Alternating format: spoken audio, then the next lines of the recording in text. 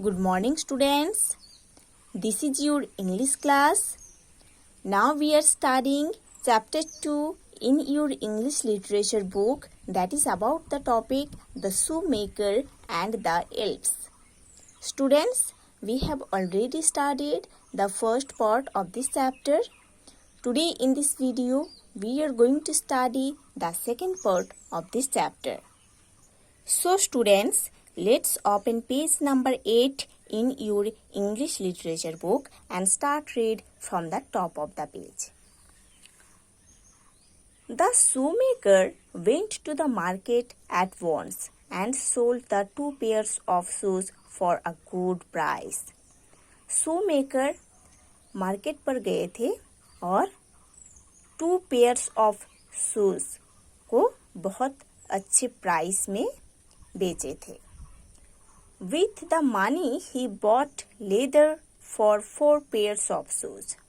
और 2 pairs of shoes बेच के जो अच्छा प्राइस shoemaker को मिला था, उसी पैसे से shoemaker और भी 4 pairs of shoes के लिए लेदर खरीद के लाए थे. He cut out the leather and said to his wife, "Tomorrow I will sew them."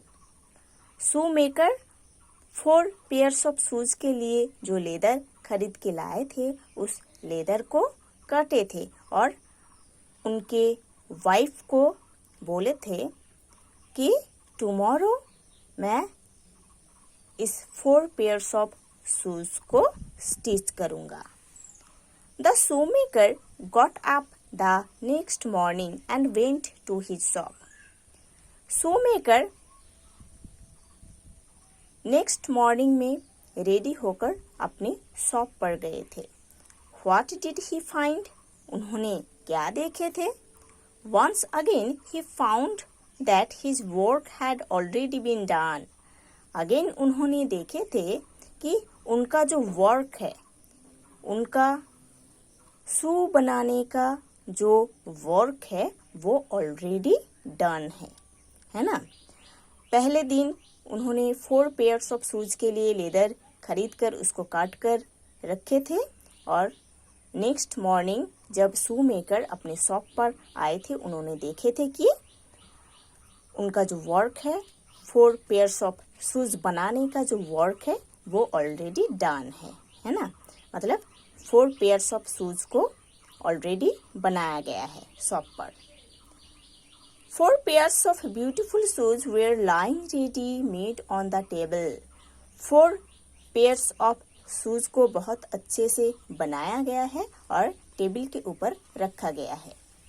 They were perfectly made with very fine stitches and were sold very quickly in the market. और वो 4 pairs of shoes को एकदम perfectly बनाया गया था और उसका जो स्टिचिंग था वो बहुत ही अच्छा था और वो 4 pairs of shoes मार्केट में बहुत जल्दी सेल भी हो गया था. Every day the shoemaker would get up and go into his shop. Her rose shoemaker ready होकर अपने शॉप पर जाते थे. There he would find his work already done for him. और शॉप में जाकर shoemaker देखते थे कि उधर उनका जो शू बनाने का वर्क है वो ऑलरेडी डन हुआ रहता है. The shoes were always very nicely made. और शूज बहुत अच्छे से बनाया हुआ रहता है. The shoemaker became very famous. इसीलिए shoemaker बहुत जल्दी फेमस हो गए थे. Soon everybody wanted to buy shoes from him. बहुत जल्दी सब लोग उनके पास शूज खरीदना चाहते थे. His shoes were so very well made that even the queen of the country wore them. उनके शॉप पर शूज इतने अच्छे से बनाया जाता है कि उस कंट्री का जो क्वीन है, जो रानी है, वो भी उनके शॉप से शूज खरीदकर पहनना पसंद करते थे। She was very pleased with the shoes. और क्वीन उनके शॉप से शूज लेकर जो पहनते थे वो बहुत ही खुश भी हो जाते थे। She called the shoemaker and gave him 100 gold pieces. एक दिन क्वीन शूमेकर को बुलाए थे और उनको 100 गोल्ड पीसेस दिए थे, क्योंकि उनके शॉप का जो शूज है वो बहुत ही सुंदर है, बहुत ही अच्छा है, जो पहन के क्वीन बहुत ही खुश हो जाते थे। इसीलिए क्वीन उस शू मेकर को बुलाकर 100 गोल्ड पीसेस इस शू मेकर को दिए थे। The shoemaker remained poor. Give your opinion. Shoemaker तब भी पोर थे क्या? गिव योर ओपिनियन मीन्स आपका ओपिनियन क्या है इसके बारे में आपको बोलनी है, ठीक है। इतने ब्यूटीफुल, इतने अच्छे शू बेचकर शूमेकर गरीब थे क्या? आपका ओपिनियन क्या है इसके बारे में? The shoemaker grew very rich.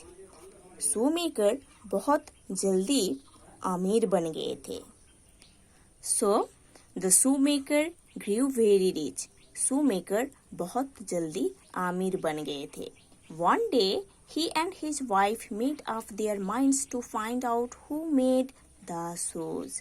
एक दिन shoemaker और उनके वाइफ दोनों मिलके माइंड सेट किए थे कि उन लोगों को फाइंड आउट करनी है कि ये शूज शॉप पर कौन बनाकर रखते हैं। ओके, शूमेकर और उनके वाइफ एक दिन दोनों मिलके माइंड सेट किए थे कि उन लोगों को देखना है कि उनके शॉप पर कौन इतना अच्छा शूज बना के रखते हैं। They said to each other, दोनों एक दूसरे को बोले थे, We must find out who makes the shoes. हमको फाइंड आउट करना है कि ये शूज कौन बना के रखते हैं। So when night came, they went into the shop. जब रात हो गया था तब शूमेकर और उनके वाइफ दोनों मिलके शॉप पर आए थे। There they hid themselves behind the curtains. और शॉप में दोनों एक पर्दे के पीछे छुप गए थे। From there they could watch the bench on which the leather for shoes was kept. उस पर्दे के पीछे से शूमेकर और उनके वाइफ दोनों उस बेंच के तरफ देख रहे थे जहां पर शूज के लिए लेदर रखा हुआ है। So students, you have to study to this portion. In the next class, we will study the next part of this chapter.